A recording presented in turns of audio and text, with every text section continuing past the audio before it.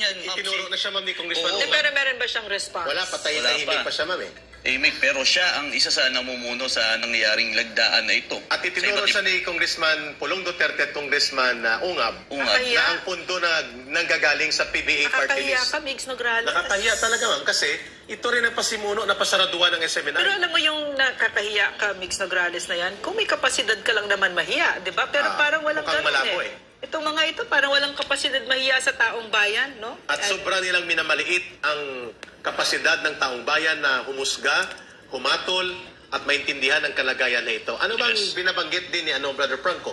Ma'am, naglinaw din pala, Brother Franco, Miss Attorney Basantog, and Ma'am Lorraine, si Secretary Rex Gatchalian. Ang sinabi niya sa isang interview na pakinggan ko na ang AICS or Assistance to Individuals in Crisis Situation ay may kategorya, may proseso, hindi po ito kasama sa kung anumang mga gamit pang politika. Correct. Number 2, sinabi niya rin na ito po ay exclusive program ng DSWD at hindi po ito naka-attach sa anumang programa. Nino man. Pero bakit gano'n? Pag nagbibigay silang tupad, merong poster si Martin Romualdez. Kala ko may separation tayo ng executive sa legislative. Isa din yun na Atty. Bosantog na tinanong ng mga mamamayan kung totoo ito, bakit ang namimigay ng mga AIC sa tupad, mga politiko. And then andun ang DSWD giving away the AICs nandun with sila. the poster of Martin Romualdez. Or minsan nandyan mismo si Martin. Nandyan mismo ang mga kamatayan party list. Secretary Rex Gatchalian has to get to the bottom of this. Kung totoo yung sinasabi niya, no? Na hindi sila nagpapagamit. At dapat categorical ang statement niya na AICs ay hindi dapat kaakibat sa charter change na maanomalya. Martin Romualdez is coming out looking like a buffoon. He's looking like a clown right now. Honestly, that's how it looks like. Tuloy sila. Yes, pero okay na footage natin patungkol dito kay Chairman Garcia. Panoorin po natin ang video na ito. Inihayag ni COMELEC Chairman Attorney George Garcia na maaring gamitin ang naibalik nilang pondo sakaling tuluyang magkakaroon ng People's Initiative. Halos 13 bilyong piso ang naibalik na pondo sa COMELEC pagkatapos ng BICAM ng Kongreso kung saan ito raw ay para sa mga paghahanda sa anumang eleksyon, plebisito at referendum. Pero giit ni Garcia na dapat bukas sa kalooban ng mga Pilipino ang charter change o ang pagbabago sa ligang batas. Wala pong bilihan ng mga pamimili ng mga signature. Kailangan bukal po sa dibdib at kalooban ng mga mamamayan na kaya sila pumipirma, naiintindihan nila yung pinirmahan nila at the same time, gusto talaga nila. Talaga? Dapat din naaayon sa batas ang pagdaraos ng People's Initiative. Kung sakali po makakarating sa amin yan, ayusin po ninyo para Sakaring siksik. yung COMELEC ang nasing sisi. Ibig sabihin ng ayusin, i-comply nyo po yung aming COMELEC Resolution 10650. Inuulit ko, basahin nyo po, COMELEC Resolution 10650. At the same time, yung pong batas na Republic Act 6735. Kasi yung batas na yan, in-affirm ng Supreme Court doon sa Lambino versus COMELEC na isang valid law o isang batas na pwedeng mag-allow ng amendment of the Constitution through People's Initiative.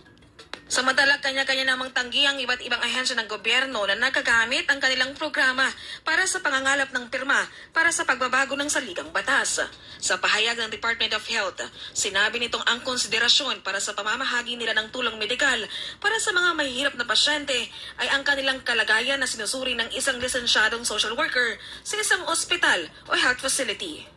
Tiniyak din ni DSWD Secretary Rex Gatchalian na ang patuloy nilang pamimigay ng ayuda ay naaayon sa kasalukuyang rules and guidelines ng ahensya. Anya, lagi nakahanda ang kanilang mga social worker sa mga nangangailangan ng tulong.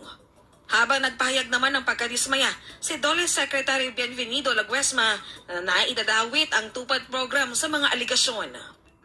Ay nakakalungkot po at nakakagalit na rin na yung kung merong ganyang klaseng lumalabas na aligasyon o kaya mga usap-usap. Kasi ang tupad program po ay mayroon po siyang mga alituntunin, mga guidelines na dapat masundan bago pa magkaroon ng availment. At hindi po kasama yung sabihin na maging kondisyon, magpipirma ka para maging available. Nagpahayag po bigla, Atty. Basantog, Ma'am Lorraine and Brother Franco, ang dalawang pinuno ng kagawaran, DSWD at ng Department of Labor and Employment sapagkat kumalat po ang mga videos, lalo na po sa Quezon City, na pulong ng mga urban poor leaders and urban poor communities sa Atty. Basantog, ay kung saan sinasabi ng kanilang organizer na nabuking na magpirma kayo dito sapagkat ang AIX at TUPAD ay magiging batas at kayo ang magiging permanenteng benepisyaryo nito sapagkat nandito ng pirma nyo. So talagang malaking kalukuhan at malaking pangguguyo at mga pasakaling diskarte sa mga taong bayan. Ngayon ang tanong natin, Atty. Basantog, ipipilit nila itong referendum kasi may pundo at ipipilit nilang pirma at babrasuin ang mga senador na umupo. Papayagan ba yan ng taong bayan or will that be open now to legal question and legal intervention including the Supreme Court to rule again? Atty. Basantog, from the perspective of a lawyer and bilang leader ng katutubong pamayanan.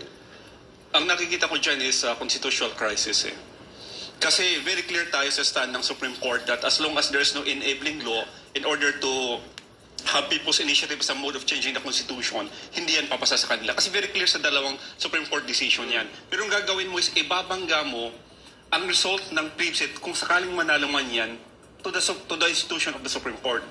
Kasi as simple as that Sabi ng Supreme Court, wala. Pero sabihin mo, sabi ng taong bayan, gusto lang palitan yung Constitution So at the end of the day, you will come up with a constitutional crisis. Correct. Ang mangyayari dyan, ibabangga mo yung tao sa kanyang sariling institution. Oo. Ako, I don't mind if the local governments or the states. Okay, ayon. Naririnig nyo ang paliwanag ni Gatchalian at ni yung sa Dolly about sa TUPAD. Kaya kayo mga taong bayan, huwag kayong maniniwala, kayong mga mahihirap na nasa laylayan kasi kayo ang madaling mauuto dyan, kayo ang madaling linlangin dyan ng mga manlulukong politiko ninyo. Huwag po kayong maniniwala dahil ang AIX at TUPAD, hindi po yan basta-basta ninyong makukuha. Dahil may mga po yan, may mga sinusunod po yan. Emergency lang yan na ibibigay kung sakasakali. Kaya kayo, ikaw Migaon Nograles, sabi pa ni Maharlika, ang tawag sa iyo Migaon Nograles, kapal ng mukha mo, walang hiya ka. Ikaw ang nagpasimuno pala dyan. Kahit sa Davao. Kapal ng mukha nitong mga kuan. Tapos ngayon, ayaw nyo nang umamin. Sana makasuhan kayo. Sama si tambaluslos ninyong hari ninyo na mga sip-sip kayong mga congressman dyan.